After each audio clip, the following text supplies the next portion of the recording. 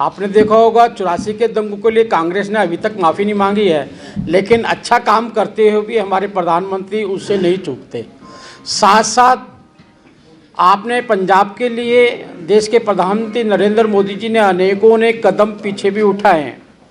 अपने करतारपुर कॉरिडोर का निर्माण, जो कि बहुत बड़ा कदम था, पाकिस्तान के अंदर गुरु नानक देव जी का स्थल होना, बल्कि मैं तो मानता हूं कि आज़ादी के समय जब पार्टीशन हुआ था उसी समय ही इसकी चिंता कर ली जाती। अनेकों ने एक लड़ाई लड़ी, एक लड़ाई और भी लड़ी जाती तो गुरु नानक देव का स्थल आज पंजाब के अंदर होता, लेकिन ऐसा नहीं हुआ। उसके बाद भी हमारी सरकार ने, केंद्र में और भी सरकारें रही हैं, कांग्रेस की भी सरकार रही है, राज्यसभा भी सरकार रही है, लेकिन देश के प्रधानमंत्री जी को हर धर्म की, देश के हर नागरिक की चिंता रहती है। उसको देखते हुए करतारपुर कॉरिडोर खोला गया।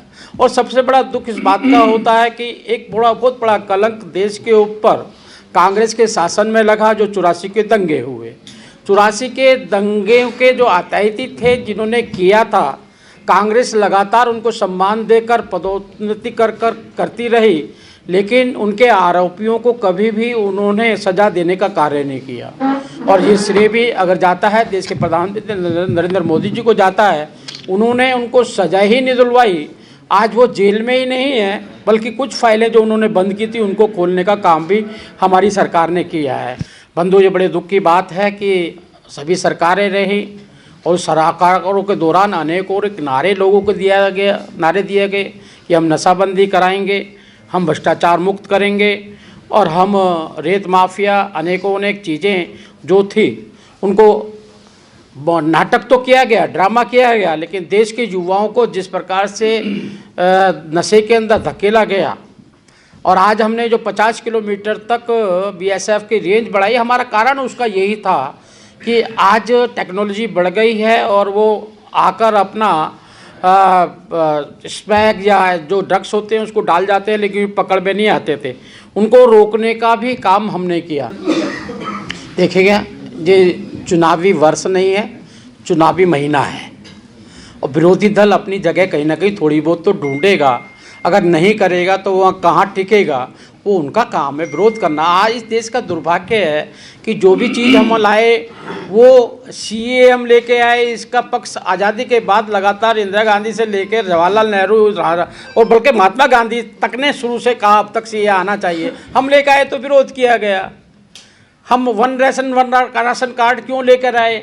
आपने देखा कोरोना काल के अंदर अनेक लोग राशन भूखे के कारण अपना जहाँ जगह रहते छोड़ना पड़ा। आज हम वन राशन कार्ड लेके आए हैं कि एक राशन कार्ड से आदमी बम्बई में भी राशन ले सकता है, वो कलकत्ते में भी ले सकता है, उसी राशन कार्ड से अपने घर पे भी ले सकता है। इसे वन नेशन वन टैक्स लेके आया, जीएसटी का ये लोग विरोध करते थे, हम लेकर आया। जीएसटी का सबसे ज़्यादा मज़ा ये जो पार्टियां हैं जो शासन कर रही हैं उसका, या तो केजरीवाल पैसा दिल्ली के अंदर जो खा रहा है वो जीएसटी का पैसा खा रहा है, जो बर्बाद कर रहा है सब। विरोध करना इनका एक क्या कहते धार्मिक दायित्व है।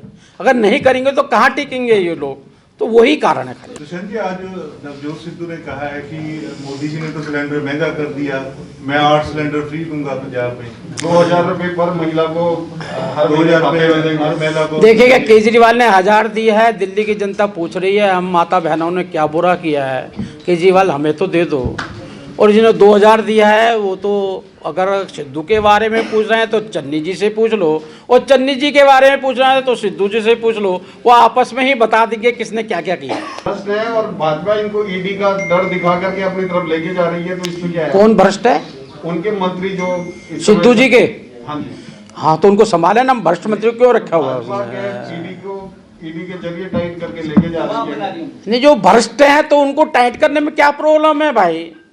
जो वो खुद ही कह रहे हैं भ्रष्ट है, उनको पकड़वाना चाहिए, उनका दायित्व निभाना चाहिए उनको। भाजपा लेगी उनको नहीं, जो वो कह रहे हैं भ्रष्ट है, भाजपा किसको लेगी? किस वो भाजपा का कार्य है, वो सब छानबीन करती है तब लेती है, ऐसे नहीं लेती है। लेकिन जब वो कह रहे हैं भ्रष्ट तो आपको मानना चाहिए कि उनकी मंत्रिमंडल सारा भ्रष्ट है। लिख दो। सर, कांग्रेस के लीडर कह रहे हैं कि राज्यपाल जो है वो 36,000 जो मुलाजिम है उनकी फाइल पास नहीं कर रहे हैं, वो धरने प्रदर्शन भी कर रहे हैं उनके खिलाफ। वो कह रहे हैं कि राज्यपाल इस पे साइन नहीं कर रहे हैं वो।